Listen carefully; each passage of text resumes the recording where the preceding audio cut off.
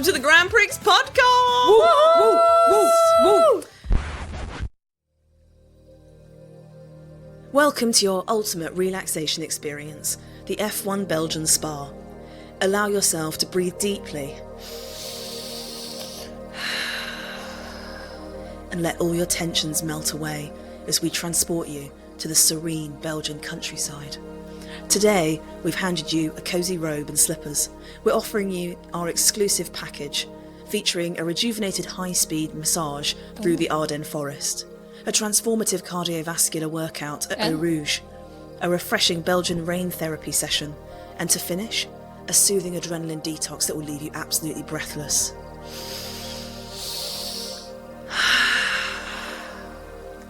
But for the Grand Prixers listening that get your relaxation from watching 20 cars go round in a circle, then never fear!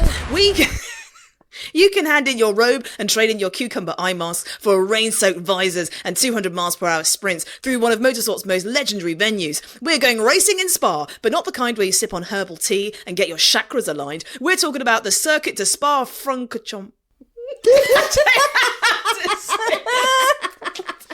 Is that how you say it? I was meant to research how to say it. Where the only thing getting pampered is your adrenal glands. Now, while the village of Spa has been famous since the 9th century for its healing waters, which is literally why the wellness centres today call them spas, this weekend's Grand Prix is anything but relaxation. This iconic circuit is beloved by drivers, featuring high-speed corners, dramatic elevation changes, and some of the most legendary corners on the planet. We're talking about one of the only 7 circuits from F1's inaugural 1950 season, a track so challenging that drivers have boycotted it in 1969 due to safety concerns, whether so unpredictable that in 2021 the race only lasted for 2 laps behind a safety car, and a circuit so steeped in history that every corner has a story to tell. And forget the hot stones and aromatherapy candles, we're serving up high octane analysis, steaming hot takes, and a full service rundown of all the on and off track action. Wow. Can we go back to the deep breathing? It felt so good. Hey! That was a journey. Thank you. That was. You told us before the recording to get hyped, and you were playing very, very fun music that we could dance to, and then you relaxed us. Yeah. And now we're back to being hyped. Yeah, we went from Spa to Spa! Okay, but can we just go back to Spa? No. Oh, Spa! But it felt so good. No. Spa! I had my eyes closed while you were reading it, and then out of nowhere you started shouting. Yes. Spa! Enjoy living up that audio. Spa! Cruel. Yes, it's a sprint weekend this weekend. Aren't we excited? Yeah, Yes! boy. It's more work for us to do on a weekend then. Yeah, it is. It is. It actually really is. The endless bloody graphics. My God. Well, shall we quickly do a wrap up on what happened during the sprint race? Yeah, let's do it. Okay, so for the opening laps, Piastri had a good start, but Verstappen quickly fought back using his straight line speed advantage and a slipstream from Piastri to blast past Leclerc on lap 1. Leclerc also passed Norris for third as the McLaren struggled with the top end speed, and Verstappen's wing setup proved effective against Piastri's DRS in the early stages. Then from laps 4 to 10, mid-race development, Norris reclaimed third from Leclerc on lap 4 and began closing in on the leading pair. Piastri stayed within DRS range of Verstappen throughout, getting within 2 tenths at times, but unable to compete and overtake despite multiple attempts. The gap between the leaders remained around 6 to 7 tenths, with all 3 drivers in close proximity. In the final stages, Piastri made his most serious challenge on lap 11, following Verstappen closely up the hill after a slow exit from La Source, but couldn't get alongside for Leclerc. Norris briefly threatened Piastri on lap 13, but couldn't make the move either, and in the final laps, both McLarens fell back slightly, possibly charging batteries for the one final push, but Piastri's final attempt on lap 15 came up short. So basically Max won. Yeah, pretty much. Nice. I think his skinny rear wing was able to keep him ahead. Yeah. Who knew that was going to have such a big impact? Mm-hmm. He did. Yeah. Yeah, I mean, as sprint race, I don't know, I flip-flop. As sprint races go, it was all right. I mean, yeah, it wasn't the most, thrilling sprint race that we've had. It's a bit boring. Yeah, I kind of, it's like when you order a starter in a restaurant and you're kind of like, oh, that should be pretty good. I'm looking forward to that. And then you're like, oh, it's come out and it's not as hot. And they say, well, it's normally quite good though. And you're like, yeah, it's normally good. It's just, I come here so many times. I know it's normally good. It's fine. But, Especially after a 2-week break, I was expecting to come back to something more exciting. And I was so sick of seeing Max, Lando and Oscar in the top 3. I wanted someone else to surprise me. How have we found sprints this year? So we obviously had China, Miami, and now Spa. How are we feeling about the sprint format? I personally thought Miami was the best sprint. I Yeah. enjoyed the sprint race. That's when that was Kimi good fun. Antonelli got Yeah, podium. he took pole there, didn't he? Yeah. Yeah. I thought that was a really interesting one. I find Miami quite fun to watch racing at, to be honest with you. I enjoyed Miami the whole race weekend. China was exciting, but then obviously we had all the drama afterwards where we had the disqualifications and everything going on. So that added a bit of spice. But I didn't love this one. It didn't strike out at me as anything pizzazzy happening enough for me. Yeah. Out of all of the sprints we've had, because obviously we've been watching the sport for a while now, and the sprints started in 2021. Out of all of the sprints, what do you think has been the best track for a sprint? Ooh. I think everybody's going to say Brazil. Brazil, it's really, really good for a sprint, isn't it? Because Brazil is, like, as a track, it's got, like, really good opportunities for overtaking. It used to be the season closer for most of the seasons back in the day. And it was a great track for a season closer. Very exciting. As you said, it's got lots of overtaking opportunities. So it always brings quite an exciting race, which means that for a sprint format, it's perfect because in half distance, in an hour, you can get, like, a pretty exciting race going, right? So rumour has it, this isn't actually officially confirmed, but there are whispers of what next year's sprint calendar is going to look like. Any guesses for what races we're going to have on the sprint calendar for next year? If you say Monaco, I'm going to scream. Could you imagine a sprint race in Monaco, but you have to pit 3 times? I hope they revise that. You have to pit every lap. Yeah, oh my God, I hope they revise the 2 mandated pit stops for Monaco. They tried it, did not work. So obviously, first half of the season this year, we have had China, Miami, and Belgium. Yep. Do we think that they're all going to make the calendar? No, I think they're going to mix it up again. Okay. Because, I mean, the whole point of sprint is that it means that fans are coming across the race weekend. So they're quite valuable for people at race, for race event holders. So I feel like there's going to be a lot of money that people will be bidding to make sure they can have theirs as a slam dunk money-wise. So I don't think it's going to be the same. I think there's going to be high bids. So do they just randomly choose them every year? They'll have, like, business deals going on in the background, but every year they can change, basically. Okay, so it's not for, like, any particular reason. It will be to do with money and attendance pulls and stuff like that. Oh, so if it's money, Miami again. You think Miami again? Yeah, because that's glamorous. That's like one of the most glamorous tracks. I think Reem's right, probably will be a US track because of the fact they're trying to pull in more of a US audience. Yeah, and Miami's obviously a US track in the first half of the calendar. Yeah, so I think that makes sense. Miami, I'd lock in. You're locking in Miami. Maybe one in the Middle East, again, if it's money related. Okay. I think, where would I think would be good? There's still 6. Oh, okay. Silverstone. Okay, any more? I don't think this is a fair question because I don't have any information on the calendar. We'll go on what tracks you think would make good sprints. Silverstone, Miami. Brazil, we've obviously said, is, like, brilliant for a sprint. Singapore. Singapore, interesting. Singapore's a very good track. I Okay. enjoy Singapore. Saudi Arabia? Yeah, Jeddah. Jeddah. Yeah. Jeddah. Ooh, Jeddah would be a tasty one, wouldn't it? And Baku. And Or Baku. Monza. Baku or Monza, okay. So in the first half of the year, we are going to have, well, allegedly, going to have a sprint in China. So they're going to keep China. Okay. Miami. Okay. They're going to keep Miami. They've gotten rid of Belgium Okay. Happy about that, to be honest with you. and moved to Canada. Okay. I quite liked Canada as a track. I do like it. I think it's quite cool with the Wall of Champions, as you do remember. So yeah, it's a great track.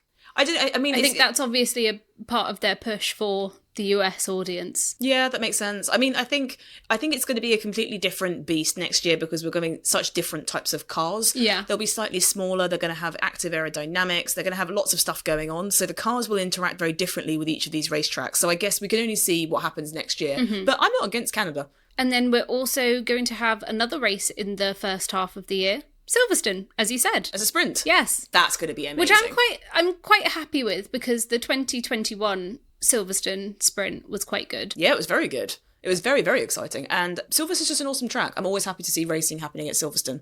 I think they bring exciting liveries. Obviously, there's, the Motorsport Valley, which is lots of the teams are all based in the UK.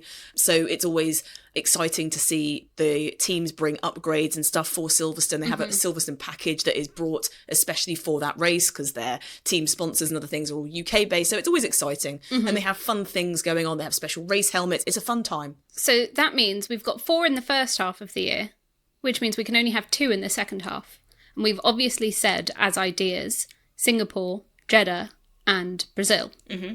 So who do you think hasn't made the cut? Singapore. Singapore. It's a night race, remember? So they would have to be able to do the Singapore sprint and then go into quali, timing-wise. So would that work? I have literally no clue. Well, there's a rogue one on the list.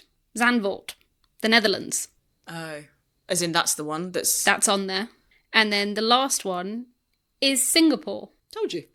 But that means they've gotten rid of Brazil. Yes. Which makes no sense because that is a brilliant sprint.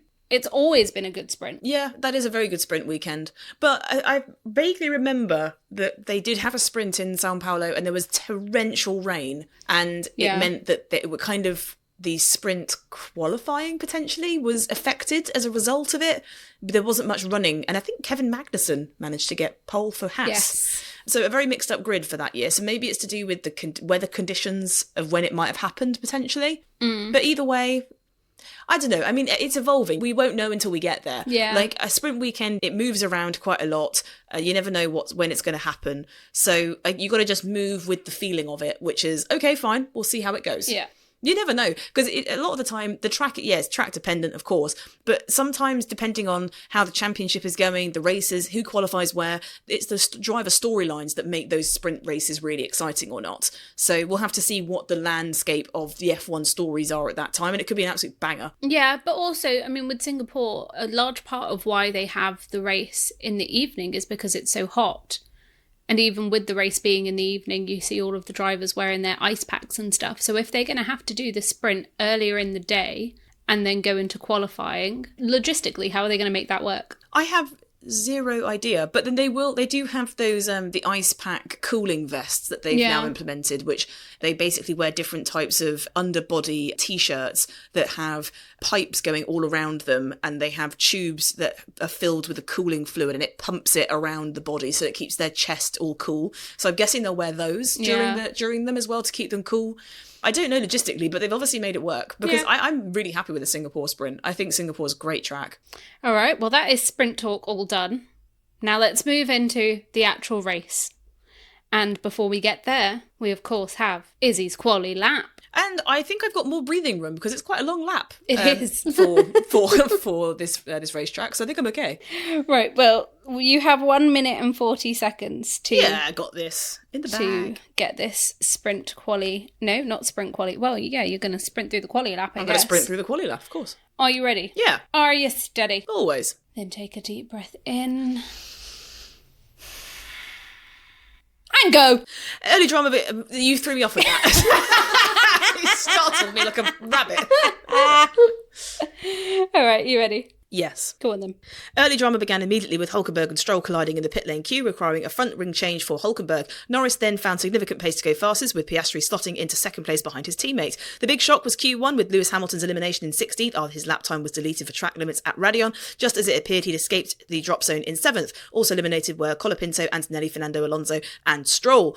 In Q2, Max Verstappen opened with a lap time that beat Norris's Q1 time and snowed just 2 tenths behind his teammate. The McLarens took control with Piastri setting a mega lap and Norris following less than a tenth behind. Verstappen strategically chose not to run fresh tyres in the final Q2 run, saving them for Q3. Behrman lost crucial time with a snap at La Source and complained about losing 3 tenths that would have put him through. Ocon, Behrman, Gasly, Hulkenberg and Sainz were knocked out. In Q3, the McLarens dominated with Piastri initially going fastest before Norris found extra pace to secure pole, and in the final runs Piastri went second, Leclerc moved up to third, Verstappen improved but remained fourth, Albon's impressive 8th surge put him into 5th, ahead of Russell, Tsunoda, Hadjar, Lawson, an amazing day performance for Bortoleto in 10th. Yeah, I mean, you did that with so much time to spare. Thank you. Thank you. Definitely a lot slower than you usually do. Thank you. Did you understand what I said? No. What? How? That was sarcastic, what I said. Should we quickly talk about Lewis? What an awful qualifying. And I mean, he had an awful qualifying in the sprint as well and ended up out of the points for the sprint. Obviously, only the top 8 get points. Yes. So Lewis has enjoyed some success in the sprint format with Ferrari this year because he converted pole position into victory in China for that sprint. Mm-hmm. And then he also finished 3rd in Miami. But he has really struggled since his big... Drop the ball. Yeah, big whoppa onto the Ferrari team. But this week, he was telling the media that he's had lots of meetings since the last race at Silverstone and sat with the president, John Elkann, the chief executive and team principal, Fred Vasseur, and tech boss, Loic Serra, who's come from Mercedes over to Ferrari, to try and establish the right path going forward. So there's lots of talk. He said, I hold a lot of meetings. I've called a lot of meetings with the heads of the team. I've sent documents through this year. After the first few races, I did a full document for the team. Then during this break, I had 2 other documents that I sent in. And then I came in and want to address those, some of the structural adjustments we need to make as a team in order to get better and all the areas that we want to improve. So I hope he's not printing them out. He's cut down a whole forest at this point. But, yeah. I think he's come in and he's basically said he refuses to be like Sebastian Vettel, 4-time world champion, who went to Ferrari after his success in Red Bull, and Fernando Alonso, 2-time world champion with Renault, and went over to Ferrari and wasn't able to bring them any more trophies for the world championships, either respectively for constructors or drivers. So it has become, as we know, a bit of a meme that drivers will go over to Ferrari with the hopes of bringing back glory. They are unsuccessful, and they've started to have this trope with actual world champions that have won elsewhere, go to Ferrari and they're not able to do it. So having all of this talk of basically, I refuse to not be a champion with Ferrari, and then having the performance in the sprint was ugh. So maybe more documents need to be sent, and maybe more England meetings. have scored. Oh, nice. We are currently watching the England versus Spain women's final. Yeah, we support our F1 drivers, but we also support our Lionesses. We do. I don't support you talking over me when I'm trying to talk to you about sorry. Luke. Sorry. But yeah, up the women, great. Yeah, so he's been saying he refuses to sort of fall into the Ferrari tropes, but his performance was a bit Yeah. So they've obviously brought a new big upgrade they've been waiting on, which is this new rear suspension. And this is meant to be helping them, because if you remember from China, where they got their double disqualification, they had to raise the ride height of the car. So the car was lifted further up above them, the floor, so they don't get that excessive plank wear, which means they get disqualified. Ever since they've done that, it's hampered their performance. So they're hoping... constantly having to lift and coast. Yes, which obviously means you lift off the throttle and then you let the car and the inertia sort of coast you through the corners so that it's not wearing on that wooden plank underneath, because the FIA do checks on that. If they see there's too much wear on it, they'll disqualify you. So this rear suspension, they've changed the configuration of how the rear suspension is, and they also have a new floor. So they were hoping that they'd come into this race and this would be a fantastically improved car. But they did some running on a filming day before this race, and both Leclerc and Hamilton said they couldn't see that much of a difference. It was going in the right direction, but it wasn't a huge amount of performance. I was expecting to see 2 Ferraris pretty punchy this weekend, and to see Lewis's performance, I was a bit more Yeah. All the noises I made about Lewis this weekend were a bit Yeah. So, It was very disappointing. And I mean, Nav was showing us a graphic right before qualifying that was showing that Lewis and Oscar Piastri were the only ones to have scored points every single race weekend. And then Sprint included, obviously. Yeah. Yes, and then him qualifying so badly, it kind of felt like he was almost jinxed. Yeah. And it's I don't really see him getting any points in the race. So yeah, it was very meh as a performance. So let's see, in 2 hours' time, maybe it'll only be Oscar on that graphic. So we've actually got quite a few people starting from the pit lane this race. So we've got Lewis Hamilton, Fernando Alonso, Kimi Antonelli and Carlos Sainz. So it makes sense. it does make They're sense. too low down. So. It does make sense. Reem, why? I do not know. The confident I do not know. But your face also looked so concerned, as if we were going to expect you to actually explain. Yes, I have no answer. Please explain. I have a question. Okay. What in the hoot and heck is Parc Ferme? I don't know. I've already mentioned it about 6 times this weekend. Explain. Don't make me explain. Explain. So, for context, listeners, when we were doing our research and our prep for the Tyres 101 episode, Iz decided to do a whole bunch of research into Parc Ferme to be able to explain that. However, the recording and all of the info that we had for tyres was She's lying. She made me cut it. Well, before we recording. Yes, because we had so much information just on tyres, and Parc Ferme isn't specifically anything about tyres, so I was just like, well, there's no point in including that in the tyres episode. You I'm robbed sure the Grand Prixsters. at one point it will be necessary to include some information about Parc Ferme, but it's not when we're talking about tyres. And now your time has come. Shine bright, Queen. Thank you so much. Passive aggressive shine bright. Didn't like it. Yes, so I've been able to bring out a whole page of notes because I wrote loads about Parc Fermé, and then Nav cruelly said, cut it. And I said, please. And she said, cut it. There'll be another time, but it's not now. And I said, please, the Grand Prixers want to know. Reem's going to ask about it. She said, no, she won't. Don't worry about it. I did ask about it. No, you didn't. I asked why are they starting from the pit lane? No, not the tyres episode. Yeah, no, I didn't ask anything then. Okay, so, Parc Fermé. Oh no, that's not the accent at all. Sorry. Parc Fermé. Is it French? Yes. What does it mean? Parc Fermé. Is that French? I don't know. What does it translate to? What was that? Closed park? Firm parking. What are you saying? I don't know. What did you say? Firm parking. Firm parking. Fermé. No, Parc Fermé translates to closed park. It refers to a time period in which the teams are told when they can or can't do things to their cars. So, free practice sessions, which we have at the start of the weekend, allow teams to change their setup of their cars, and they can add on new parts, alter their car configurations and setups, etc. So free practice sessions is all about getting telemetry data. If they have new parts, they'll run those, maybe have one new part on one car and older parts on the other car. They can, see the differences, whatever. It's like research. Yeah, R&D. Okay. Thank you. Research and development. Atta girl. Thank you. Well done for knowing a term that isn't specifically an F1 term. Thank you. As long as the cars are running in a safe condition and adhere to the technical regulations and use components from within their permitted allowance, they're free to test and run things how they like ahead of a race weekend. But there are times where the cars are not allowed to be worked on or have any alterations and changes made outside of minor tweaks and maintenance duties. If we look at the Parc Fermé regulations during a typical race weekend, FP1, 2 and 3, so FP stands for free practice, there's no Parc Fermé. In technical terms, we call this do what you like. That's that. Then qualifying, Parc Fermé conditions apply from a time that the car leaves the pit lane in Q1, or if unable to participate, from the end of Q1, and the race, there are Parc Fermé conditions and the cars must race in the same configurations and specifications as in qualifying. So once you get to qualifying, you can't change the setup of your car. Oh. So when you hear drivers saying, we didn't quite get the setup right, but they're kind of stuck with it, which was similar to what happened to the McLarens in the sprint format this weekend.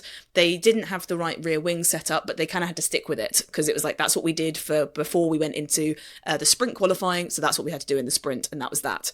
So, and obviously with the sprint weekend, you only have one free practice session. Oh yeah. Which means you only get one chance to actually set up your car. And then you can then have free practice 1, make your setup, go into sprint qualifying. Now you can't change your car into actual sprint race.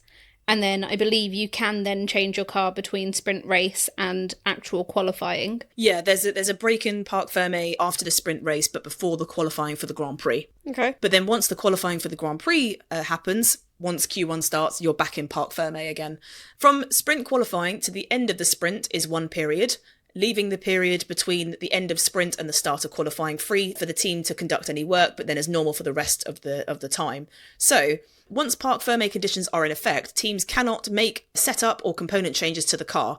Things that they can do that relate to maintenance and safety include topping up fluids, refreshing brake friction materials and deglazing brakes, inspecting for damage or weaknesses, repairing damage like patching, bonding and fixings, and replacing damaged parts with identical ones. If a part has been broken, they can't put an upgraded version. They have to put the exact same spec on, but they're not, because they need to make sure it's safe, but they can't do it for performance, if that makes sense. Changes for driver comfort is allowed, so adjusting the seat, mirrors, pedal, cockpit cushion padding. Good God, that was hard to say.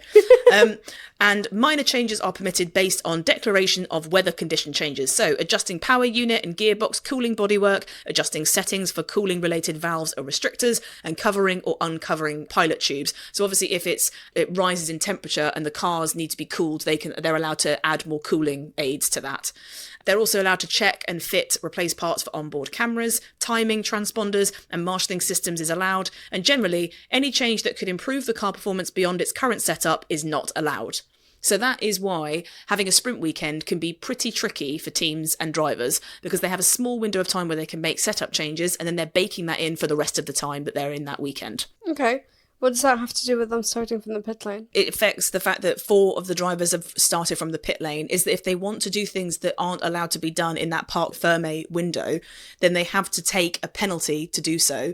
So what they've done is they've basically said, okay, fine, we'll start from the pit lane so that we can take the car out of Parc Fermé and make those changes. Okay. So if they have a setup that they've decided to bake in that doesn't work, or they've got it set up, for example, for a dry race, but they know it's going to be a wet race, they might say, you know what, we're already at the back of the grid. We didn't qualify very well, for example, Lewis Hamilton or Kimi Antonelli. Why don't we make changes to the setup of the car? We're already 16th or 18th, respectively. We'll start from the pit lane right at the back, but it might improve our chances of being able to fight up the field. But Lando Norris, for example, obviously qualified on pole. It would not make sense for him to make any setup changes for his car, because then he'd go from the front of the grid right down to the back. Okay. So it's a strategic option that they've decided to take, but it makes more sense if you're towards the back, because you have nothing to lose, really. Yeah, you're out of the points, so you might as well try something to get you back into the points. And that is Parc Fermé done. Nice. Yeah. And with that, shall we get into the race? Yeah, let's do it. See if it pays off. Okay, it should be lights off time now, but it's not, because they have suspended the race start because of the rain. Yeah. It's going to be a long day, isn't it? Yeah. Yeah. So we'll check in with you once the race actually starts, I guess. See you in 4 hours. Okay, I think it's time to rewind time and put some respect back on Lewis Hamilton's name.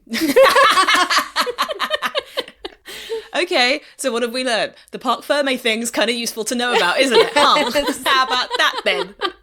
And also, he is good at making calls about what to do in a wet race. Yes, very true. I think Ferrari did a fantastic call of being able to do did. that.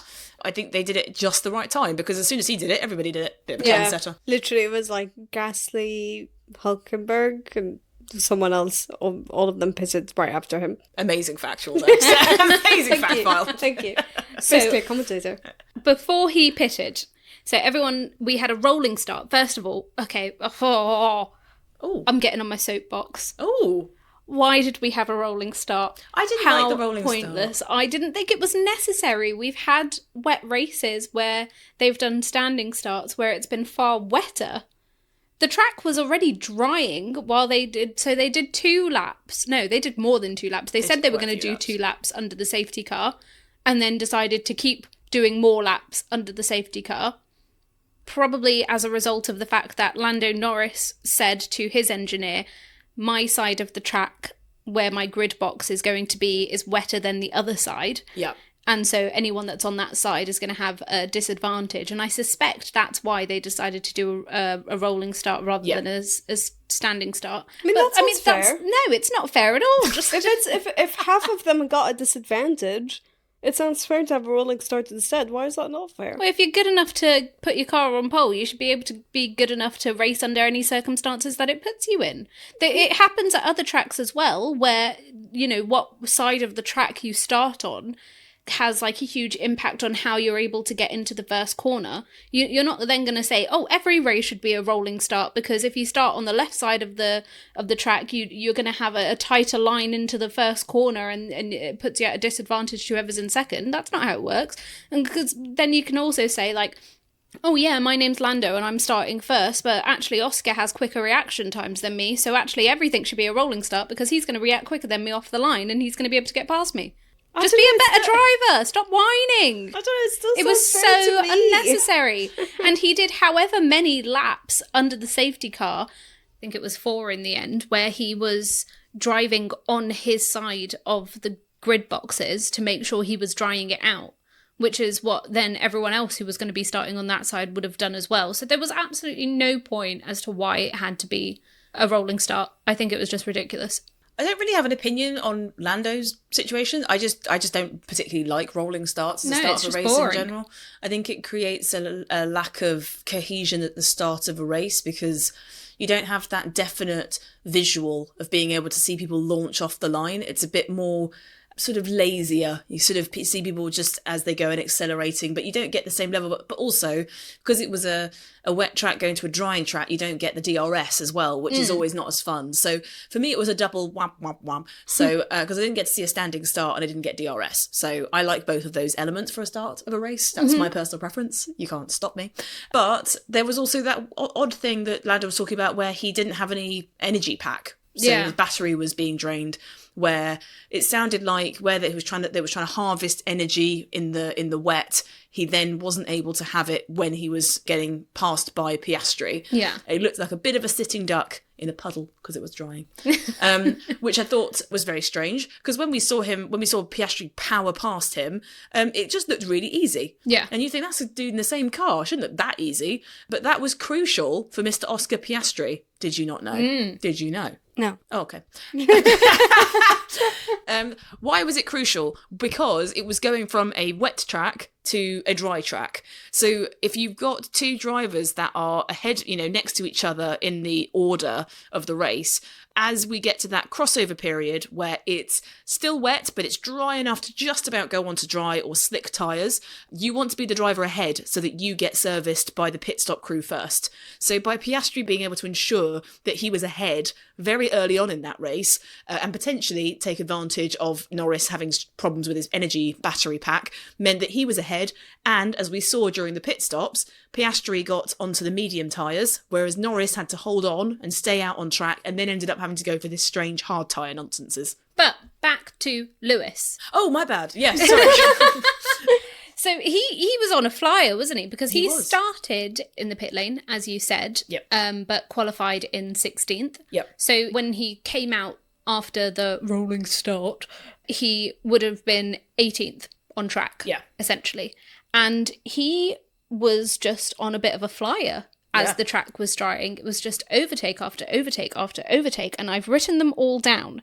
So on lap 6, he got up to 17th. On lap 8, he then passed Sainz for 16th, and then he also passed Colapinto for 15th.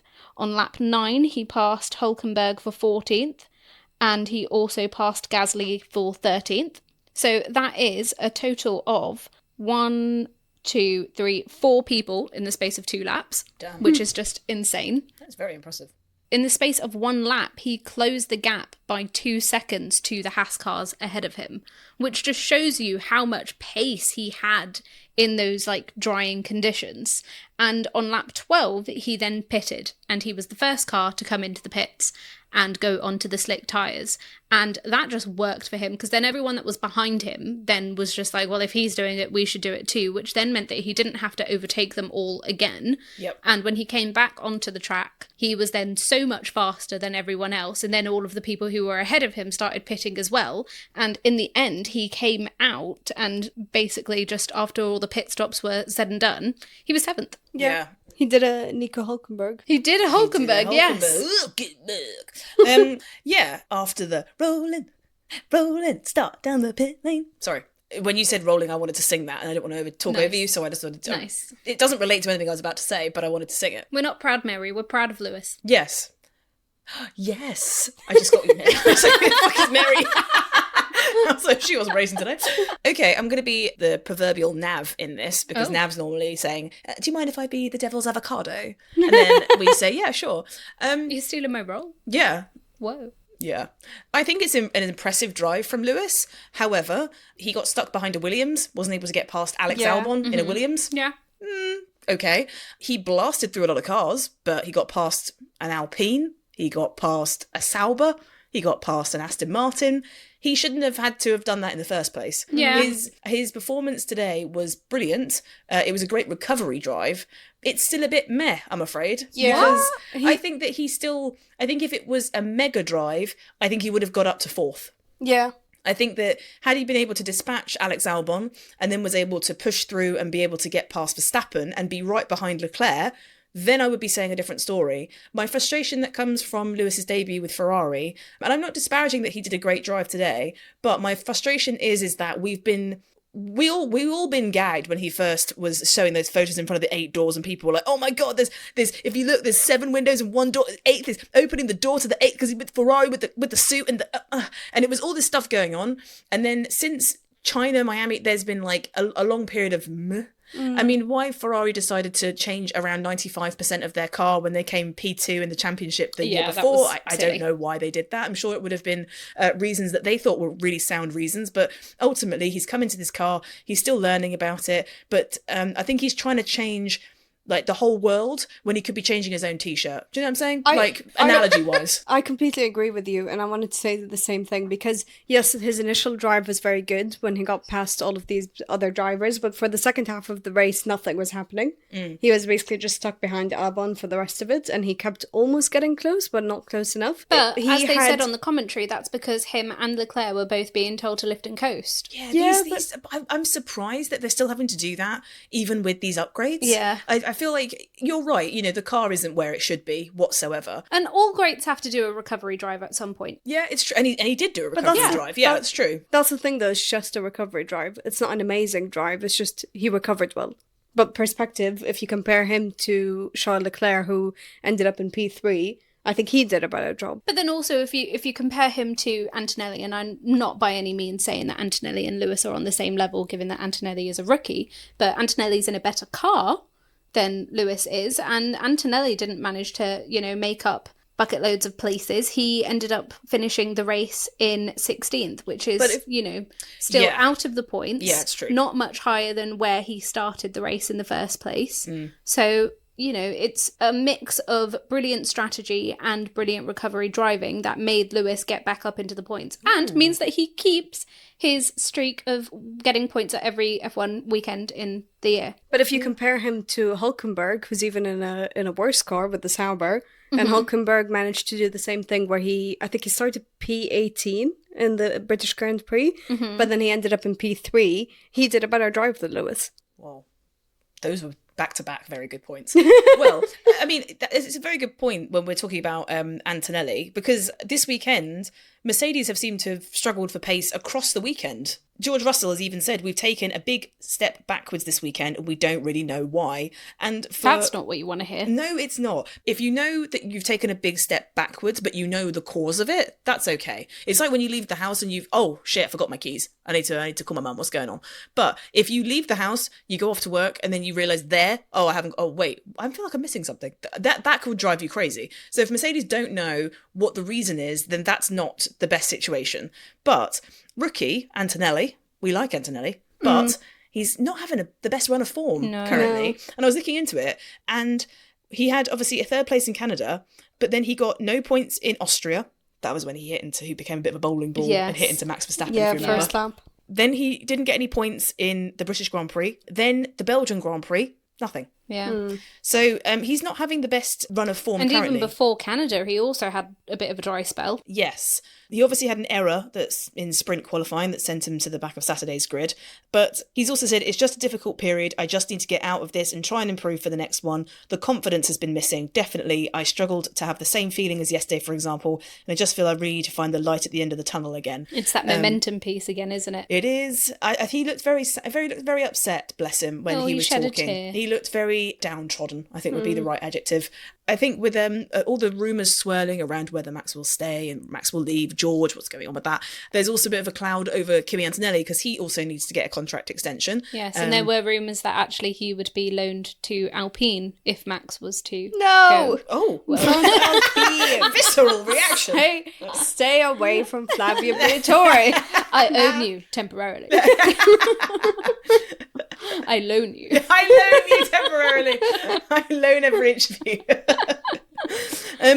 But poor Kimi Antonelli, he's trying, bless him. But I'm interested to know why he seems to have lost the confidence. Because, I mean, obviously, a few of those were retirements or whatever, but I think he's a fantastic driver. But overall, the team seems to have slightly lost their way, which I thought was quite interesting. Because, I mean, George has been driving the bloody neck out of that car, and I think he did a great drive today. Yeah. So interesting to see that there still seems to be some answers to be questioned. What? Doesn't make any sense. Questions to be answered. Thank you. My bad. You know what Chucky has been doing amazingly? What? Gabby the Great! Gabby the Great! He scored points again. He did! He did! That's actually very true. You're not lying. Good for you. No, I'm not. I watched the race. I promise. He came in P9. Yes! 2 points. Which 2 points is for the Great. minimum to be able to say he got points. Yes! And he did get points. Yeah, I mean, they obviously have, for those that don't know, they have Mattia Binotto. He used to be the Ferrari team principal before they decided to axe him. A bit unfairly, I felt, actually. His target was to get the car to being competitive by 2022, and the car was competitive by 2022, then he got fired. Oh. So he was off the grid for quite a while, and in Drive to Survive there was a season where Mattia Binotto and Gunther Steiner went off to Mattia Binotto's vineyard and tried some wine together. Oh. And my God, was it wholesome. So we didn't see Mattia Binotto, so I'm sure he spent a lot more time in that vineyard, but he's back now, and he is believe the chief technical officer for the Sauber team.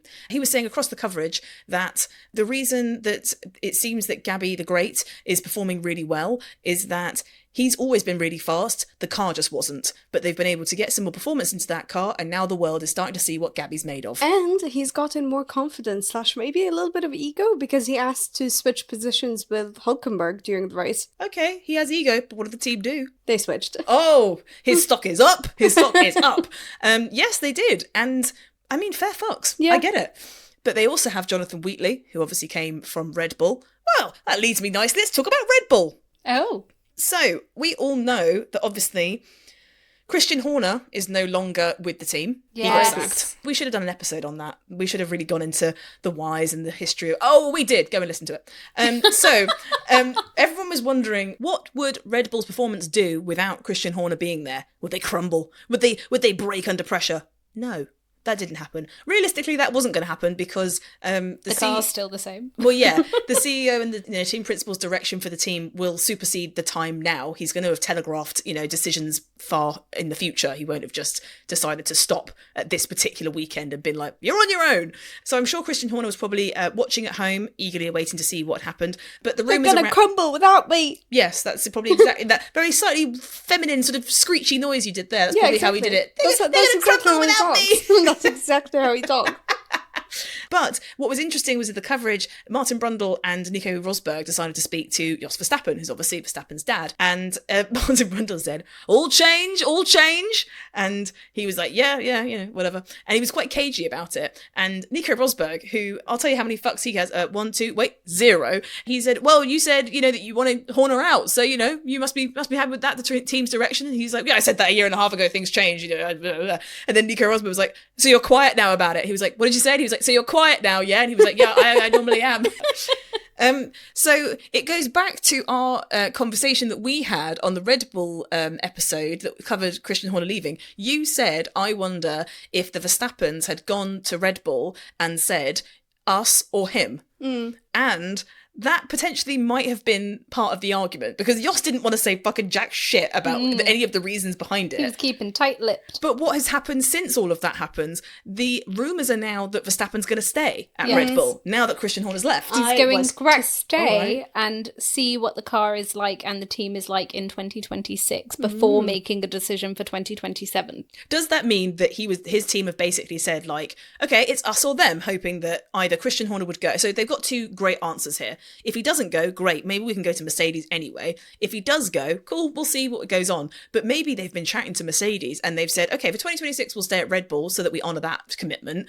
I mean, the car sounds quite good for Mercedes 2027. So maybe he's going to have the best situation ever. Yeah. Which is that, it's a one driver team, let's be honest, and has been for a very long time. And Jos Verstappen has had a very firm grip over what's been going on over there because they've had Max performing so fantastically.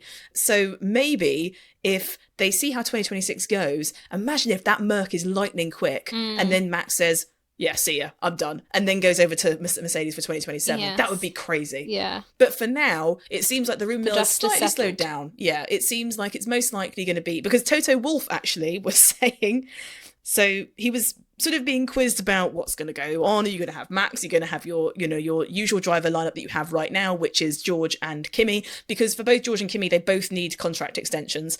He said, this is all a long shot, far-fetched, because I want to stay with Kimi and George as it stands. Everything else is not realistic. But obviously, if you have a Russell Verstappen lineup, that's Prost Senna, I guess. No, I think drivers, and you will think about that much better than me, drivers will always seek the quickest car much more than any monetary incentives. It's about being in the quickest car car and analysing this, and this is what Max and all the other drivers will do also. He's changed his fucking tune, hasn't He has. So he's basically like, well, I mean, this is all stupid. Why are we all talking about this? What are you on about? I just want my drivers. I like my driver. What are you talking about? I mean, it's normal to just talk to other people, try and poach them from a team when they don't seem like they're going to poach from the team. I'm going to stick with the drivers I've always had and always loved. Thank you very much. I'm just trying to make friends. Everybody does it. It's not just me. So yeah, he's completely done a 180. As you know, Max has been to be fair, Max has stayed very much on the train of like, I'm loyal to Red Bull brackets for now. So that's been not that. Horner. Yeah, exactly. So that's been that. But for now, we'll go into the summer break. Most likely contracts will be written up and announced, I'm assuming, because once all the racing's done, all the, traveling here, there and everywhere, looking at tyre degradation, it's tiring work. Once they've done all of that, I'm assuming contracts will be signed. So I'm imagining we'll probably do the next recording and it will be that there's contracts for Max and for George and for Kimi. Yeah. Who do you think Tsunoda's going to be replaced with? Ooh, Hadji. Hadji. Hadji Do you not think they might bring Lawson back? Is it actually like proper confirmed that Tsunoda's gone next? Yeah, they said that they're not renewing his contract. That's actually confirmed. I've seen it, but from like independent F1 pages. I haven't seen it actually from Red Bull, and I haven't seen it on actual F1 or Sky Sports. I haven't got any information that it's confirmed that he's not going to be racing for Red Bull. It's just that his contract is coming at the end of 2025.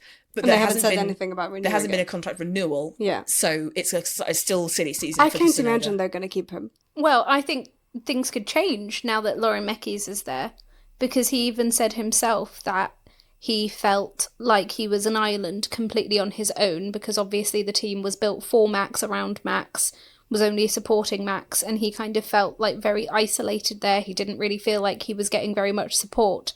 And in the one race he's had where he has Lauren Mekes there, who obviously knows him very well because he was his team principal when he was at Racing Bulls, and he's, suddenly coming out of qualifying, having a smiling face, greeting him, and he's already feeling so much more support.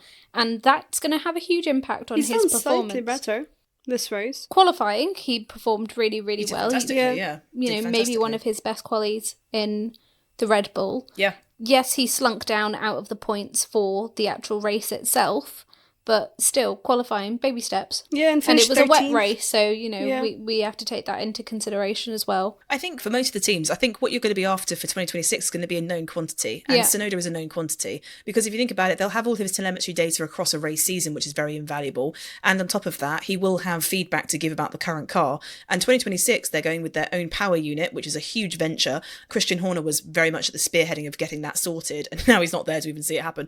So the team have maybe got slightly a bit of a headache, because the rumours is that Red Bull are not going to be top of the pecking order when it comes to these new engines that are going to be rolled out. With Mercedes are very much going to be the top of the pecking order. But as with everything in F1, you can analyse it for years and it might not even be true. We'll just have to see when the cars grace the track in 2026.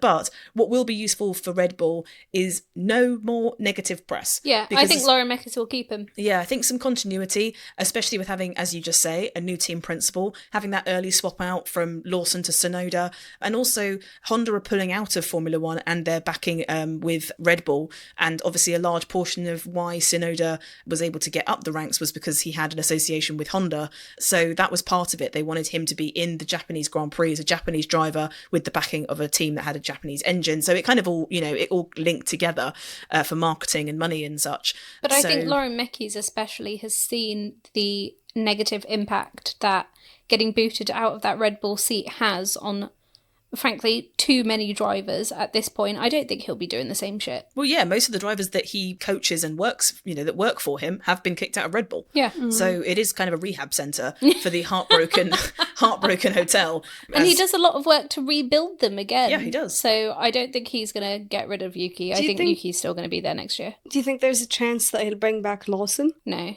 No? I don't think so. I think Lawson's doing really well in the Racing Bulls currently. I think that there's, again, a work in progress for his competitiveness is coming back. On top of that, they have Alan Permain, who's working there, who is fantastic. What he doesn't know about F1, don't need to know.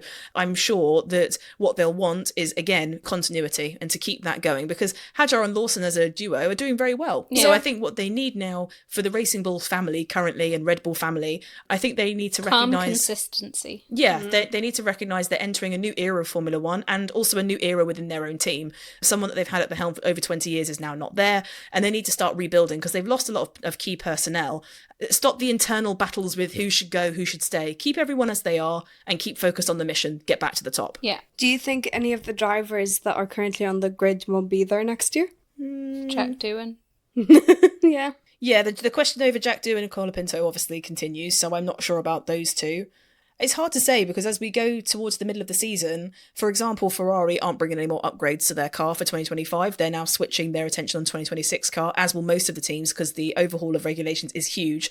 So a lot of that downtime will then mean that people will start be looking to 2026, contract-wise and car-wise. So the silly season of musical chairs will be upon us. I have no fucking clue. I could not tell you. But as well, a lot of teams won't want to start doing too much work and development on 2026 if they know that they have a driver in their team that isn't going to be around next year, because they might be getting good intel on what their car is going to be like. And if they then drop that driver and that driver goes to a different team, then they're going to be taking all of that information with them. So usually what you have is they'll sort of lock in the contracts and then they'll start getting the drivers involved with the development for the next season, because they know that that driver's going to be with them for the next season. So I think over the summer break, we'll probably start locking drivers in who are still out of contract, because then they'll want to start getting those drivers in sims, doing stuff for next year's car, knowing that they're actually going to drive that car and not going to take all of that information with them to competitors, which is obviously what Lewis had when he signed last year at the start of the year for Ferrari this year. Mercedes iced him out of any sort of information about this year's car because they didn't want him taking all of that information with him to Ferrari. Yeah, fair. I thought it was a pretty decent drive for Pierre Gasly today as well. Yeah. Pierre Gasly was able to take a championship point in 10th. That was quite impressive. Still the only Alpine driver to get points. Yes. Yep. But the weekend of the Belgian Grand Prix is always quite an emotional one for Alpine's Pierre Gasly. Do you know why? Oh, I think I do know why. Is it because there was a death, right? Yeah, the Spa's Radion section of the track is turns 2, 3 and 4, and the famous left-right-left section of the track reaches a maximum gradient of 15% and is one of the most famous in the world, but is rather unforgiving. The Radion section has claimed the lives of 2 young talents in the past 6 years, and one of those is F2 star Antoine Hubert, who died in 2019 at the age of 22 after a multi-car collision on a wet Spa circuit. Lewis Hamilton actually saw the crash live as he was being interviewed ahead of that weekend's Belgian Grand Prix, and he immediately seemed distracted and concerned, saying, "Oh wow, hope that kid's good. Wow, that's terrifying," before walking away stunned and not completing the interview. After learning about his death, Hamilton actually made a heartfelt tribute on Instagram, summarised as, "This is devastating. God rest your soul, Antoine. My prayers and thoughts are with you and your family today." And the reason it's so emotional for Pierre Gasly is that he grew up alongside Antoine Hubert, and on F1 race day, just one day after his childhood friend's tragic death, Pierre Gasly described the Belgian Grand Prix as the most emotional race I've ever had. Before the race, Gasly actually asked Charles Leclerc to win for Antoine, who had started racing in the same year as them, and Leclerc, who was starting from pole, defeated Hamilton to claim his first ever win of his career, which he dedicated to Antoine Hubert. Good boy. Leclerc said over the radio, "This one's for Antoine. It feels good, but difficult to enjoy on a weekend like this." And since Antoine's tragic passing, Gasly has made it a tradition to honour his friend's memory. To keep his memory alive, he organises an annual run called Race for Antoine around the Eau Rouge, which is attended by many drivers and paddock members from F1, 2 and 3. And he also lays flowers at the corner where Antoine crashed every year that he visits Spa on the F1 calendar. Gasly actually said this weekend, "It's a beautiful track. It's always been one of my favourites. I had my first single-seater victory here in Formula 4. I always look forward to coming here for all these years, and since 2019, it's something that's changed drastically in this feeling and the emotions I get coming here. It's always a very strange one. You can't really describe between the excitement of being on the track and the memories that come with it, but at the end of the day, I try to use this as extra strength and get some more power and strength out of it."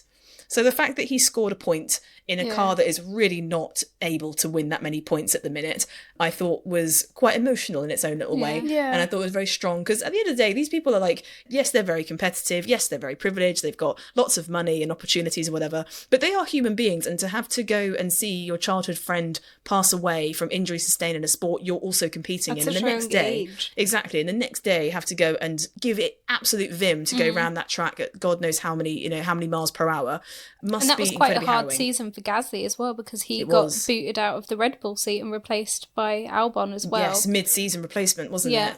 So yeah, I wanted to mention it because obviously people that are listening, you see these athletes and compared to each other that, you know, some of them make silly mistakes and they do this and they do that. And when we talk about people like Colapinto or Jack Doohan, you know, oh, they're not performing, they're a bit rubbish, whatever. But then when you hear that there's things like that they have to go through and they're able to somehow in the inner recesses and corners of their brain be able to shut out that emotion and be able to still compete at such a high level. And for Gasly, that is a huge accomplishment. And of course you look at it, oh, it's 1 point, yeah, whatever. But when you see that would have been a very difficult weekend for him. And as we were watching the coverage, we actually saw Pierre Gasly and Antoine Hubert's mother were both watching the race together. Yeah, so I thought I'd mention it for those that don't know. I mean, even at the start of the race when it was obviously raining very hard and they had to delay it for, I don't know, was it half an hour that they delayed it? An hour and 20 minutes. Yeah, wow. It felt much longer than half an hour. An hour and 20 minutes that they delayed it. We were able to make and eat lunch in that time. No, we weren't. We were researching hard and we're analysing things. But they were saying on the TV that, you know, you can say that technically the drivers could be racing under these conditions and that it would be okay for them and they would probably want to as well, but it comes down to one person to make that decision if they want to risk their lives or not. Yeah. And they have to think very hard about that, and it's true because things like that can happen. Yeah, you don't want that on your head. No, of course not. You want to have, you know, an exhilarating race, but you don't want anyone to get hurt. But yeah, that is something that Pierre Gasly has done every year since that's happened. And I thought it just showed a lot of mental and emotional resilience to be able to continue racing at the level that he does. So well done to him. Yeah, good for him. Right, shall we talk less sparry, more racy numbersy? Yes. Yes? Sure. Okay, let's talk about racing numbers. So they're on every single F1 driver's car, but how do they get chosen? And what are the rules for them? What are the reasons that they choose them? Let's do this! Wait, I know some. Go on, tell us. Okay, Max is number 1. Mm-hmm. Lewis is 44. Mm-hmm. That's about it. Oh, Lando is 4. Yes. Anyone else? Someone is 61. Nope. 62. Nope. George Russell, 63. Yes. Yep. George Russell is 63. Yeah. He's younger than that, but yeah. sorry, lame joke. He acts 63. He does it. That's it. Didn't you know Bortoletto? It's because it was on screen. Oh. It's kept asking me, do you know the numbers? And then as soon as it would pop up on the screen, I'd be like, yeah, this person is this number. I was lying. Okay. Well, as of 2014, the FIA allows the driver to choose their own permanent race number between the numbers of 2 to 99, which will be theirs for the whole of their time in Formula One. There's only 2 numbers that are exceptions to the rulebook. The first is number 1, which is reserved for the reigning world champion, but it's up to the driver if they want to use it or not. Currently, Max Verstappen has opted to run the race number 1 on his car after he won the championship for the 4th year in a row, but Lewis Hamilton also did the same in 2009 after his first title win in 2008, but for the rest of his championships he decided to just stick with his number, which is 44. The second number is number 17, which the FIA decided to retire as a race number. They did this as a mark of respect for Jules Bianchi, who tragically passed away after sustaining injuries in an incident at the 2014 Japanese Grand Prix. Now, once a driver has chosen a number, they're not allowed to change it at all. No takesies backsies. Exactly. That's exactly what it says in the rule book. It says, no takesies backsies. With a little kiss at the end. And that is because there is a limited range of numbers. If a driver's first choice of number isn't available when they join the grid, they have to pick their second or third or whatever choice. The FIA will also randomly assign temporary racing numbers for drivers who are competing for stand-in races. This was the case for Ollie Behrman, who used 38 and 50 in the Saudi Arabia and Baku and Brazil Grand Prix in 2024. Ollie wasn't permanently contracted to an F1 seat that he was filling in for, so the FIA doesn't retire those numbers from being used in the future. He was just loaning them. Can you guess? If I go through, we can say some of the numbers that you already know and try and guess some of them. Maybe I can do like a bingo card call out and I can try and guess them. Yes? Mm-hmm. Okay. Max Verstappen, Red Bull. 1. Lando Norris, McLaren. 4. Gabriel Bortoletto. 17. No. 16. It's a single digit number between 8. 1 and 10. 8. No. 7. No. 6. No. 5. Correct. Thank you. Isaac Hadjar. 14. It's not yours and mine for 69. It's just yours. 6. Boom! I like the bingo calls. Keep that going. I'll try my best. Pierre Gasly Alpine. It's Kia's Den. 8. 10. There we go. Lovely. Kimi Antonelli. 1 dozen. 12. Yes. Reem, do you not know what a dozen is? I thought I don't know. I know what a dozen means, but I was Ow! Don't kick my computer whilst you insult me. I didn't know what you were doing. She's giving clues. Oh, Okay. Fernando Alonso, Valentine's Day. 14. Well done. Thank you. Do you do much on Valentine's Day? No. Oh. Oh, you didn't have to expose her like that. How is she gonna lie? I should tell the truth. Okay. We'll put an application for partners for Yeah, for Reem Lonely Hearts. in the show notes. Okay, we've got Charles Leclerc, sweet. Sorry, bingo call's really creepy. Sweet and never been kissed. 16? Ew. Like Sweet 16? Yeah. Lance Stroll, Aston Martin, coming of age. I hate these. Coming of age. 18? 13? Yes, 18. What? Oh. What did you say? 13? Did you say 13? Yeah, like coming, you know when you have like coming of age when you go to high school and you start your teenage years? Isn't that what coming of age means? In this country, it means you can drink legally. Oh, that's why I was confused. I'll jump around a little bit. Carlos Sainz, snakes alive. What? Carlos Sainz, snakes alive. Isn't science 55? Yes! What's that to do with snakes? They look alive? like two snakes. Ah. 55, snakes alive. Come on, Nice. girls, please. I knew his number, I just didn't know what it had to do with snakes alive. Nico Hülkenberg, gateway to heaven. Oh, gateway to heaven. Gateway to heaven. Just think of a number that rhymes. 7. With 27. Yeah, there we go. Well, we've all had fun. You guys definitely weren't looking at the screen watching the football. Okay. Yeah, my friends are snakes. Well, Snakes alive in here, I think. So cute. it'll be very interesting next year to see who is going to adopt the number 1. Mm-hmm. Is it Probably going to be Lando or Piastri. Oh shit! I Piastri? didn't Oscar Piastri. Oh right, okay, I'll do Oscar Piastri. Bear with me. 71. Oscar Piastri, stop and run. 71. 81. Oh. Say it with so much confidence. You silly Billy. Okay, now I'm going to give you some of the reasons that the drivers have chosen the numbers that they have. So, Max Verstappen, before becoming world champion in 2021, Max used which number? I'll give you the 33. Guess. I won't give you the guess. Okay. Yes, he was number 33. Number 3 is believed to have been his first choice. However, it was taken by which driver when he joined the grid, Nav? Me? No, you aren't an F1 driver. No, why do I have to guess? Do I know it? Yeah. Does that have a- Number 3 is believed to have been his it first was, choice, but it was Ricciardo. taken by, yes, Danny Ricciardo at the time, so he chose 33 instead. And before his F1 debut... Twice as nice. Twice as nice! Sorry. Before his F1 debut, he posted a picture of himself as a kid driving a toy car with 33 on it and wrote, "Since I was a young kid, I was racing around with this number, so I thought it would be nice to keep it in F1 as well." That's a That's lie. a fucking lie, because you just said he wanted number 3. He tried to make it emotional. It's believed he wanted number 3. It's not factual. It's rumours. Then why would you say it as if Giving it's you fact? the inside scoop. But why would you say it as if it's fact? Giving you the scoop. Right, next. Lando has admitted that 2 of his numbers from his early days in racing, 11 and 31, were already taken when he arrived in Formula 1 by Sergio Perez and Esteban Ocon, those cheeky rascals. So he opted for number 4 instead, which he said ended up making sense for the marketing opportunities that came with it. He said 4 was the best one in the end, mainly because it fitted very nicely into my logo. I like that. Yeah, Very savvy. fair enough. Love it. So would he, if he was to win the championship, do you think he would take number 1? Because Yes. number 4 works very well for yes, his but logo. he could turn the L into a 1. Ah. Then he could keep the 4 there.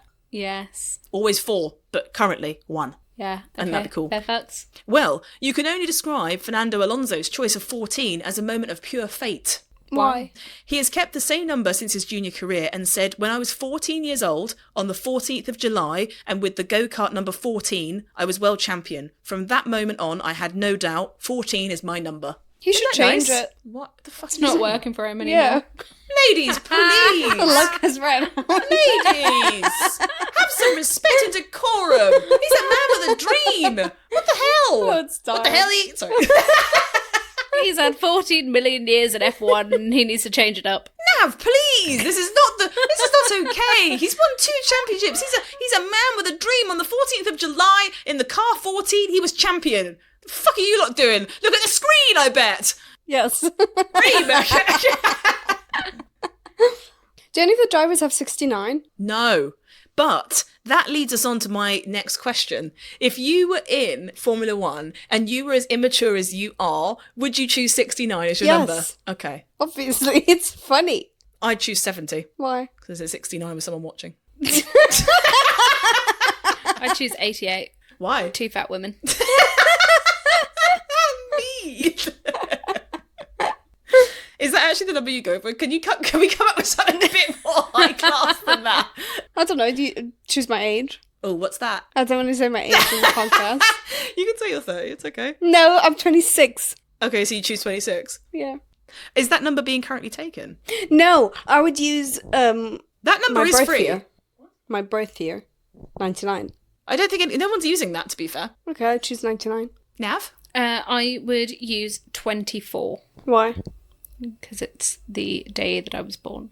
Oh, fair. Oh, I like that. I don't know. I feel like I'd go for a cool looking number. I think 75 would be nice. F175. I'd You'd get fit so many with the brand branding deals. I'd get money. I'm going to suck up to until the FIA. next year. What? No. I think I'd like a round number. Like a 25, a 50, a 75. Do you know what I mean? Yeah. 70. That's my number I've chosen. It's Okay. done. It's happening. Okay. Can't stop it. Should we talk about the championship battle right at the front? Seconds and seconds and seconds away from everybody else. Sure. Okay, so how did we feel about the McLaren on McLaren battle today? I wanted Norris to win. Did you? Yeah, because I wanted to see a change up in the drivers' standings. Would it have changed? Yeah, I think so. Because he was only... Piastri still would have had a 2-point lead, I believe. Oh, well, it would have been closer, at least. It meant that the next one, maybe then it would have changed. But now there's a 16 You're points using a gap. lot of ifs here. Yeah. There is currently a 16-point difference I guessed between it. you. Good for you.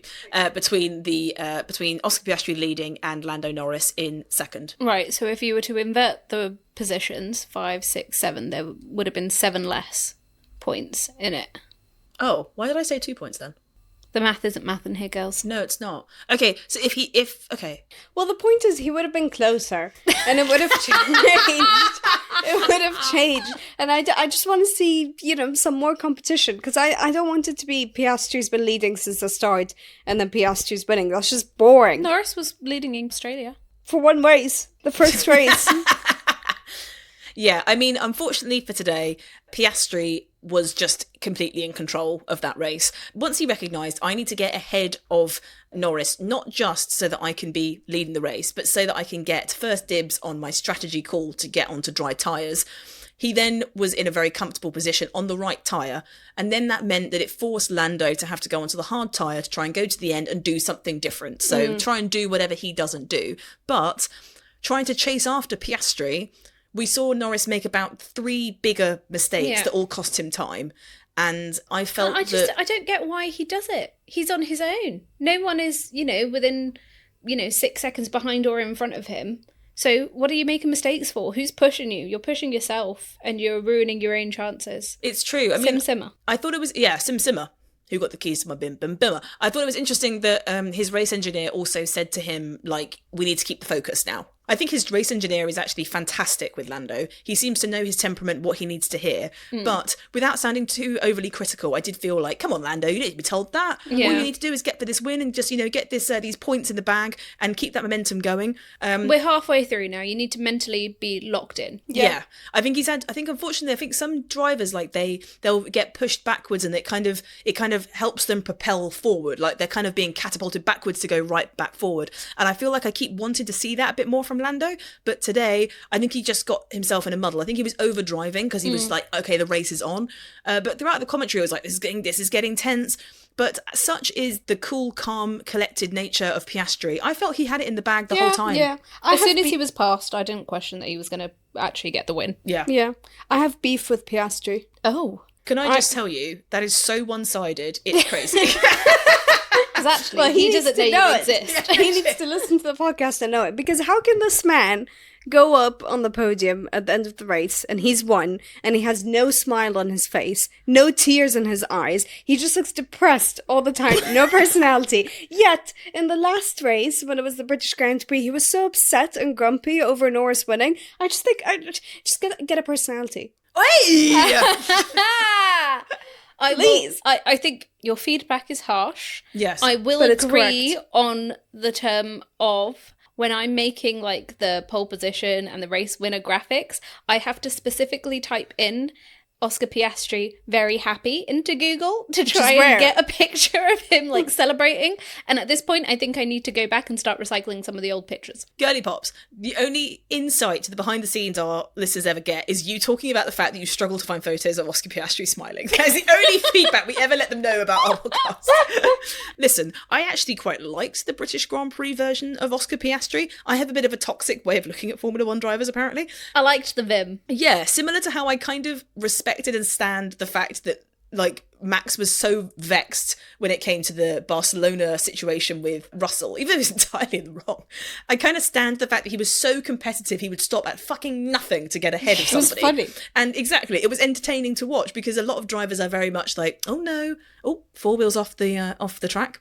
Boo boo on my part. Whereas Max is like, no, and I'll take you all on. I kind of love that. So I never thought we'd see Oscar Piastri, any more annoyed than maybe a slight like like a hand on the hip. There wasn't even Goodness sake. I So to see that for the British Grand Prix, I was like, okay, Queen, there is something in there that kind of bubbles up now and So then. let it out. Exactly, but we saw a glimpse of it. But Yeah. I'd argue you're only ever going to see him rather cool, calm, and he won the race. But I kind of wish he threw a tantrum in the He last did throw race. a tantrum. We spoke about it on our podcast. No, but he threw more of a passive-aggressive tantrum rather than How a he Max presents Verstappen his style tantrum tantrum. is entirely up to him. I want more drama. But you have passive-aggressive tantrums. We don't need. That's not relevant. So you should align with him. I think we all have passive-aggressive tantrums, thank you. I think we're starting to have one right now, ladies. Please rein it in. I get what you're saying, but I think that is Piastri's temperament. That is just the way that he is. And when it comes to races But like I think the fact that he is cool, calm, and collected is the reason why he is where he is now. Yeah, I agree. I think that the battle today, when it came to Lando and Oscar, I think that you saw that the cool head won out. And I think that is, it's And it not has as been all entertaining. season. Yeah, it's not as entertaining to watch. However, he is the person that I think is most likely going to be having number one on his racing car next year. And ultimately, he doesn't care about being entertaining. He cares about being a champion. She just whispered boring. I know, I can hear and I'm ignoring it. Well, we've got one last race. Are you Hungarian for more? Yes. You should have just said, are you hungry? Oh, fuck. Are you hungry for more? Yes. It's the Hungarian Grand Prix. So we've got one more race and then we are winding down for this half of the season. So we are going to see, apparently, this is... Apparently!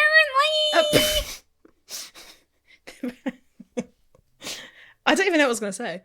I haven't got a clue. One thing I want us to talk about before we move on to Ream's recap is the Grand Prix picks.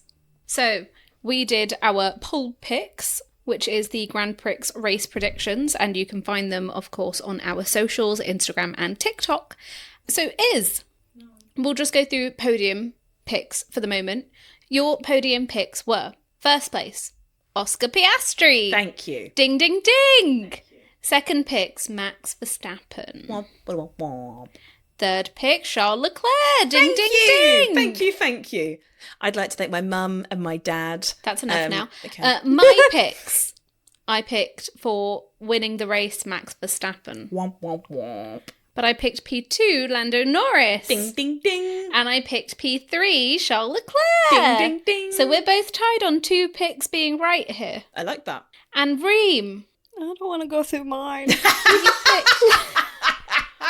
winning the race, you picked Lando Norris. Should have been that. Womp, You picked P2, Max Verstappen. womp, womp. And you picked P3, Oscar Piastri. Womp, womp, womp. So you got none of your picks being correct. In my defense, I tried to make it different than Izzy's one. So that's why. Yeah, well, don't be a copy of me. Exactly, I wasn't. And I lost. Yeah. And watch the repercussions. Now let's go through our wildcard predictions and see how we did. Justice for Iz. Reem, your wildcard prediction was at least 3 rookies will retire. No If one it continued raining, I think that would have happened. But it didn't. Yes. Boring. Hmm. And actually, no drivers retired this No. race. So, you failed! This is the sulkiest I've ever known you. You've seen us saying boring. No! I don't want to go through it. My wildcard prediction was that the race would be red flagged twice. You failed! You got 50% correct. It got red flagged once. Yeah. There we go. So Yeah. there you go. Haha. Can you give the context to mine? Now is your You haven't wildcard agreed to prediction it. Please do the context. is your wildcard prediction in the end was, as is posted on socials, Tsunoda will have his best race fit result with Red Bull. It's got no points. He scored no points, my dear. And he has while being a Red Bull driver. And therefore, that prediction is incorrect. I feel like you're about to say you are the weakest link. Goodbye. You are the weakest link. Goodbye. No! Now, while we were making this graphic, you had a different wildcard prediction on your page. Yeah, But you made Reem change it at the last minute. I did. Why don't you Which tell was the such a pain. audience? I almost had the graphics done. You delayed our We publishing. had nothing to do. We were just watching, waiting for the race to carry on. Now, why don't you tell the audience what your wildcard prediction was? My wildcard prediction was that Lewis Hamilton would get into the points. Yeah. And then I thought, you're just saying things into the air now. Don't stop it. Have you seen his performance this weekend? I don't think it's happening. So I decided to change it. And I decided to move my hopes and my dreams into Yuki Tsunoda. And they withered up and died. They did indeed. Had I got that prediction written down, I would have been the winner of the predictions picks this time round. Yeah.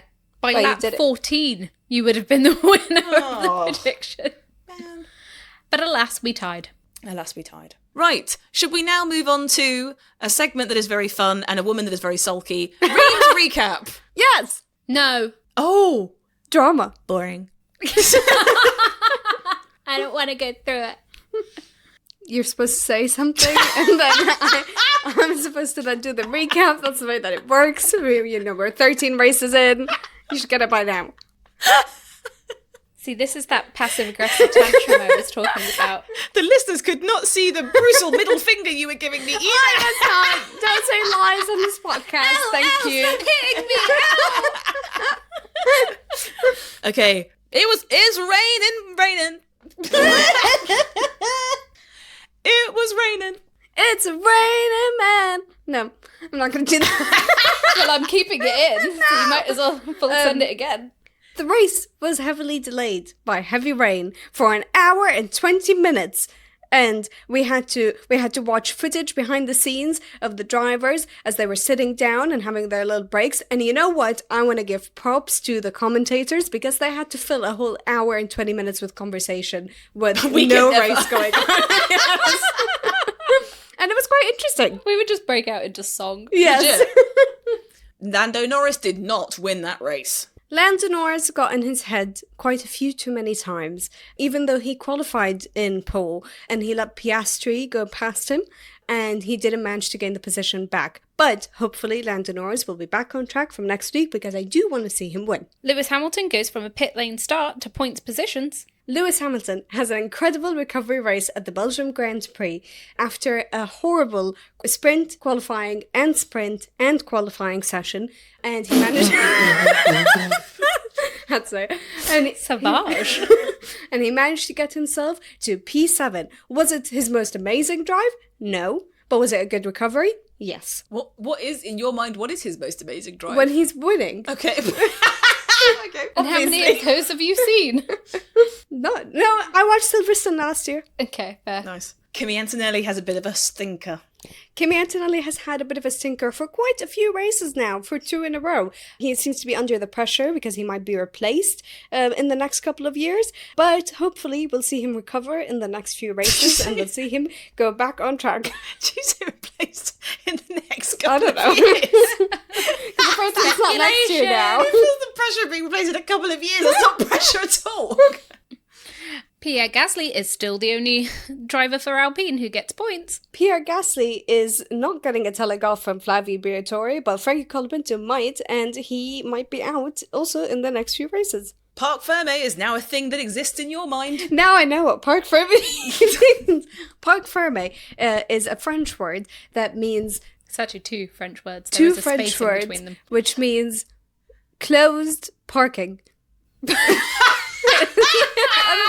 Car park is now closed. Closed park. Closed park, and it means that the teams cannot make changes or upgrades to the cars after qualifying starts, and they have to stay in the same conditions they were at before, unless they decide to start from the pit lane, which means they would have gotten a penalty, so they'd already be like 6 or 7 seconds behind, which we saw a few drivers do this race. Did I say that correct? Yeah, you did that. Great. Thank you. Quick Euros updates. We're now in penalties. Oh. Ooh. Reem, explain penalties. Do you know what we're doing here? No. So for you lot sitting at home, we've just transitioned seamlessly from Reem's recap into the next part of this. But actually, we've ended up watching the penalty shootout for the women's Euro final between England and Spain. And because this is not coming out the same day, we can say that England won. Come on! Because that's what all English fans sound like. Fantastic for the Lionesses. We stan. Reem, anything to add? Go Lionesses! You're a big football fan. Yeah, Could you give us some analysis on the match? Yeah, there were some penalties at the end. Who scored the winning penalty? England. No.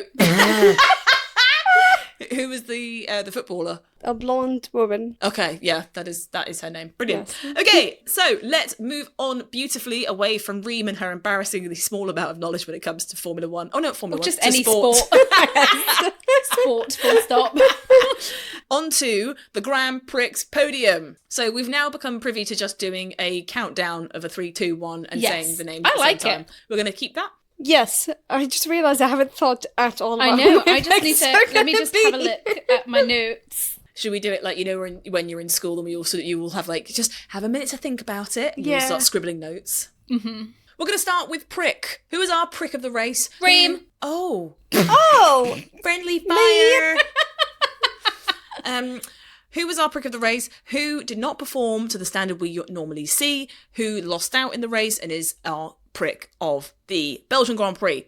3, 2, 1. Kimi Antonelli. Oh, okay, fair. You said Lewis. No, I said Norris. Oh, Norris. Oh. I actually think both Kimi Antonelli and Lando Norris are two very good answers, to be honest with you. I think they could be the only answers. Yeah. The rest were mentioned. She's not wrong. Well, actually, we could also be placing the Aston Martins as prick, now that I think about it a bit more. Yeah. Yeah. Because But also, we don't expect much from them. Well, the reason I say that is that they've brought a fresh set of upgrades for the Belgian Grand Prix. Well, you didn't fucking tell us that, did you? Well, Context is key. well, Miss Researcher. Attack! It included a modified nose design to improve airflow underneath the front wing, but they said that they've made a handful of setup changes in order to prepare for the rain predicted to fall on Sunday, but they didn't really have a great weekend, did they? That didn't work for them. Yeah, and any setup changes failed. Yeah. Yeah. But I don't feel that's the storyline of the day, so I'm going to put it with Kimi Antonelli. Same. But I've given you the context. Yeah. And I did the research. Get off my back. Yeah. I think Kimi Antonelli, because of what you said in comparison to Lewis, where they both started at the end, he just didn't have a very good performance. He also hasn't had a very good performance in a while, and I think he had very high expectations earlier on. So yeah, I'll accept Antonelli as the answer. I will explain Norris. Just it's, you know, he obviously lost out as soon as we got the race started. He was whining on the radio, which meant that we had a rolling start instead of a standing start. Never going to forgive him for that. Whoa. And then he had hard tyres, so he didn't have to protect his tyres as much. Was meant to be charging up the field to catch back up to Oscar Piastri. Didn't do it. Kept making mistakes. let himself down. Yeah, I felt he could have made more progress, but it was also evident for the last 2 laps of the race that Oscar Piastri had still kept some performance in his tyres to one side in the anticipation of Lando making the charge up. So it would have been interesting to have seen, had Norris been able to have made that charge, if he would have even have been successful in getting past, because Piastri seemed to have had some performance in hand, which I thought was very interesting and very clever from Piastri. So, we move swiftly on to Grand, who did all right. They did okay, middle of the way. We're not upset, we're not amazed, we're just sort of, Well, I mean, Grant does get amazed. It's just not the best. But still, it's like a very good performance. That's basically what I just said. Yeah, it was more like, they were okay. It's the way that you said it. Compared to Grand Prix, yeah. Okay. it's like, you know, if I said to you, okay, how do you feel about some chips? Grand. Yeah, but how do you feel about some mega hot, spicy, cheesy chips? Prick. I Hey, don't like Grand spice. prick. I don't like spicy. Oh, I was fair playing enough. to Reem's love. yeah, I know. And if I said to you, like some vegan cheese, no spice, ain't vegan cheese, have it chips. Have I revealed too much about your personality there? Sorry. It's actually far. Oh no, they know that I'm vegan. Oh, I don't want the hate. Cut it out. Cut it out. I don't need that shit. Grand. Yeah. I've completely lost where we were. Grand. 3, 2, 1. Lewis Leclerc! Hamilton. Charles Leclerc! It sounded like you just made like a into the air. I have no idea what you said. Okay, give me your verdict, girly pop. I said Charles Leclerc because I know that. and I said Charles Leclerc because he was able to get himself on the podium. And he managed to get himself on the podium, having to do all of the lift and coast nonsense. And he also managed to keep Verstappen behind him, basically, throughout the race. And there were times where he came very, very, very close to being able to overtake him. Yes, Leclerc made a few, mistakes in, going wide in a few corners, but then ended up coming back and recovering so that Verstappen, in the end, wasn't able to pass him. I think that he defended his podium very, very well consistently throughout all of the race. Why would you give him just Grant for that? Because I have my own ideas for Grand Prix. Oh, I feel like I can suspect too. Yes. I went with Lewis Hamilton as well. Yes. Because I think he did an incredible performance. I mean, going from P18 where he started to P7, and he recovered very well. But I think in comparison to the rest of his weekend, with sprint qualifying and qualifying, he had kind of a shit time. So I don't think he deserves more than that. But I think he did a very good recovery, so he would take Grand for me. For Lewis's current run of form, I think he's still coming under fire for his lack of, performances when it comes to Ferrari. I think people were expecting, myself included, a lot more out of that duo. However, the car is not where it needs to be, and I don't think Lewis's performance is quite where it needs to be. But I think that as it stands, the fact that he was completely out of the points and started from the pit lane and was able to make it his way all the way up to P7, I think was rather impressive. So for me, I think it's Grand. I still think that with Lewis, we'll have to see how 2026 goes, but I think that if the car is right and he's got the lack of limitations to be able to really razz it round corners and give it a good go, we could see a very rejuvenated Lewis Hamilton. But for now, I think we're having to see both Lewis and Charles kind of driving one-handed, so it's kind of hampering their main line of performance, unfortunately. But I still thought it was a great drive. So we're locking that in. Yes. You're not going to let me try and change your mind to promote him up to Grand Prix?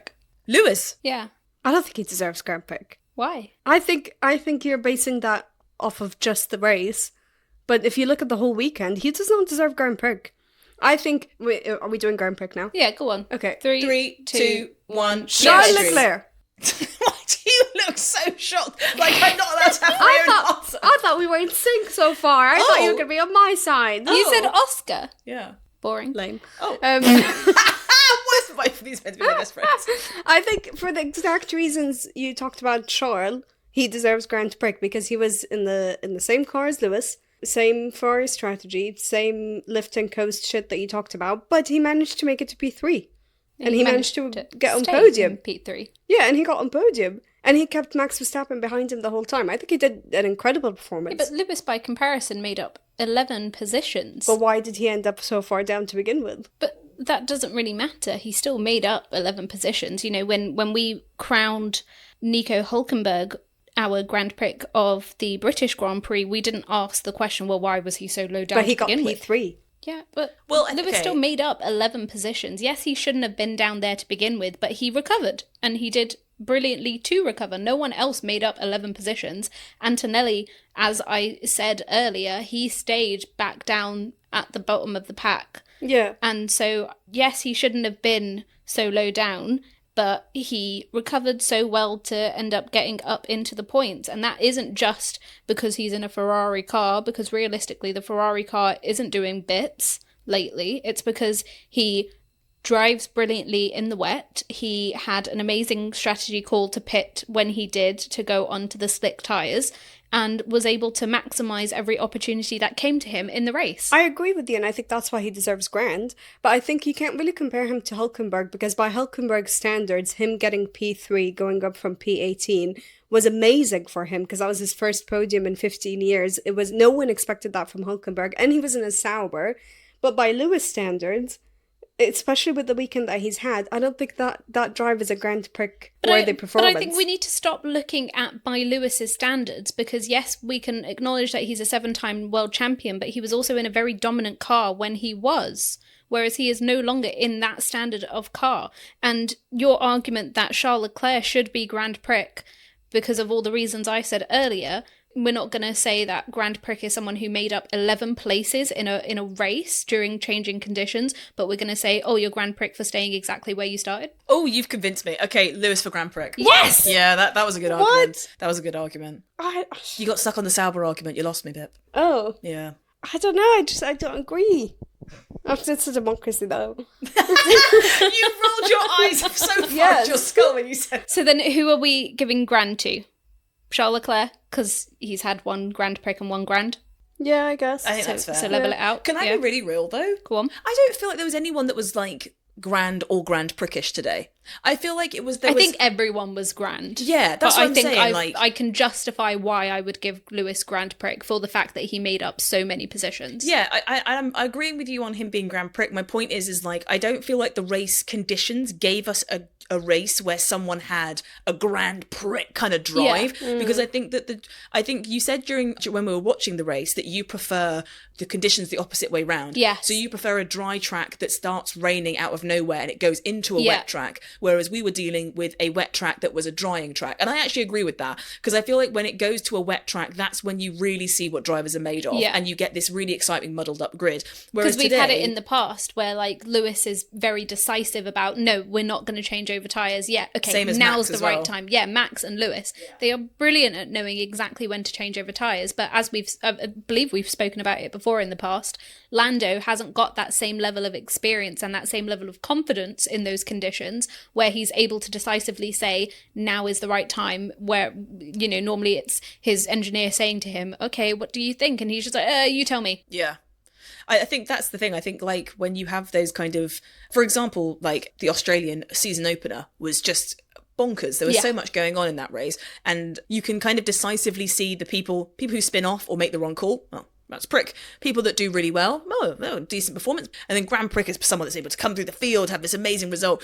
But today, I felt like because the medium tyre held on quite well, it was still quite bunched up in the grid. It didn't feel, apart from the McLarens who were in a completely different orbit, it didn't feel like you could easily sort of switch over. Like, everyone was on the same tyre apart from Lando Norris, which is very unusual. So I feel like, even though I do agree, like, Lewis made up a lot of places, I guess my point is that it felt like a very A to B kind of race. It didn't feel like there was much element of different strategies. Yeah. Everybody kind of copied That's it. why I was then saying Lando Norris for prick, because everyone was on the exact same tyres afterwards, and it was kind of this thing of like, you know, his engineer said to him, do you want me to put you on hards so that you can go to the end of the race on this, assuming that everyone else who was on mediums would take another stop, whereas everyone in that top group didn't take another stop. They just managed their tyres, which meant that he had a tyre advantage, not only because he was on a harder compound, which in this race was actually 2 steps harder than the medium tyre, so he had way more life in his tyres to be able to like push them harder, but he also had the tyre age delta where he pitted a lap after everyone else who was around him. So he had the opportunity to really try and like bunch up to Piastri and pass him, but he just wasn't able to do it. I agree, but I feel like... Skill issue. I feel like, well, no, because if we're giving skill issue, then for me, that was Canada. when Yeah. he crashed out and Yeah, he was trying yeah. to make a move on Piastri and he just crashed it and completely binned the whole car. That for me was like, okay, that's prick, because you've gotten overly eager to try and get this move done. You recognise the pressure's on, you want to make a big show, and you've completely binned it. Whereas this one felt like more of a Lando Norris typical oopsie whoopsie moment. So for me, it wasn't prick. For Kimi Antonelli, where he's had such a commanding performance this half of this year, and his performance is really hampered by reliability issues and then performance problems where he's been crashing into people and stuff, he needed a race weekend that was going to go his way, and he's coming into the summer breaks. He quite obviously needs a bit of a recharge, but also Mercedes having a bit of a step backwards in their performance. What you need to rely on when you're having a step backwards in performance is drivers that are performing better than the car, and this weekend I felt like he wasn't able to match up to the car performance, and he was trundling around overtaking cars, but he made it look like hard work a lot of the time. So, Well, I won't argue too hard. I managed to convince you on Lewis. you did. So our prick currently is Kimi Antonelli. Yep. Our grand is Charles Leclerc. Yep. And our grand prick is Sir Lewis Hamilton. Yes. Yes. So I think that's a fair order, to be honest with you. And to people listening that are like, why don't you give it to Oscar and Lando? We kind of like underdogs. I don't know if you've realised that. But we don't really care about who wins the race. And plus, if we did it for Oscar Piastri and Lando Norris every time they won, there would never be anyone else doing it. And I have like a very nice tab on a spreadsheet where I track all of the people that we have made prick, grand and grand prick. You do. And it's colour coded and everything so that we can see, you know, how many times particular teams have been in each position. I don't want the entire top row of grand prick to just be orange. Sorry. Fair enough. Just to say how Nav is so quick on this, she's already filled in the Belgian Grand Prix with the colours and everything. It's already filled in. I clicked on it. And you have my laptop. Wait, when did you I did it on my phone as we were talking. Oh, On it like a car bonnet. Just so you know, Grand Prixers, if we ever have merch, brand deals, anything, know that it's come from Nav, because we have no idea how to do that. Thank you for coming to the F1 Belgian Grand Prix Spa.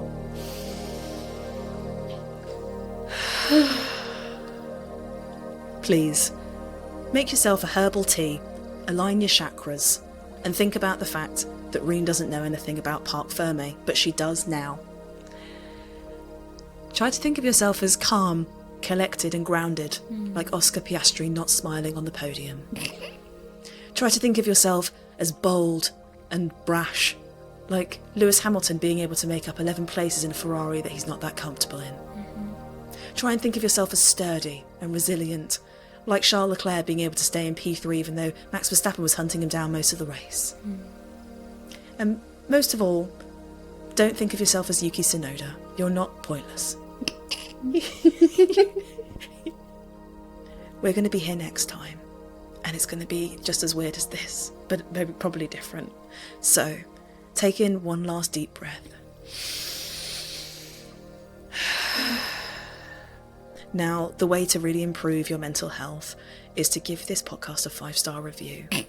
It's to follow us on Instagram, TikTok, YouTube, X. That's it. And that's it. That's all you need to do.